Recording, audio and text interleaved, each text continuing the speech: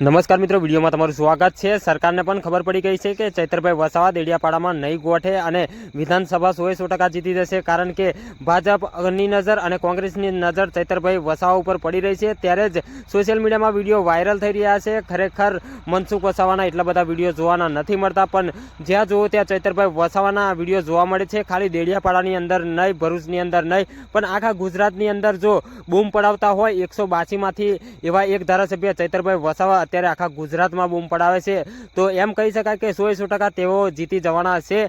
તો વિડીયો પર તમે નવા છો તો ચેનલને સબસ્ક્રાઇબ કરી નાખજો, કારણ કે ચૈતરભાઈની વસાવાની અપડેટ મારી ચેનલ પર સૌથી પહેલાં તમને જણાવવામાં આવશે। તો આપણે વાત કરી લઈએ, ચૈતરભાઈ વસાવા 100% જીતે છે, કારણ કે લોકો તેમને સપોર્ટ કરી રહ્યા છે, આદિવાસી આખું સપોર્ટ કરી રહ્યું છે। ત્યારે જ એમ કહી શકાય કે ચૈતરભાઈ વસાવા 100% જીતે।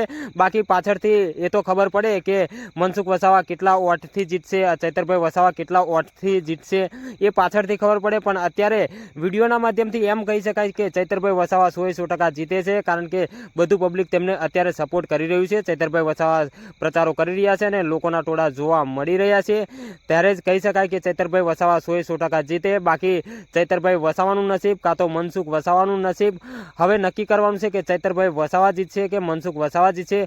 તમે જાણતા હોય 100% તો કમેન્ટમાં લખી દો કે ચૈતરભાઈ જીતે છે કે મનસુખભાઈ વસાવા જીતે છે।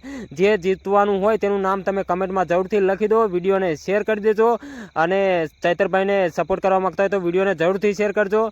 તો મળીશું આ બીજા વિડીયો સાથે, ત્યાં સુધી રજા લઉં છું। જય હિન્દ, જય ભારત।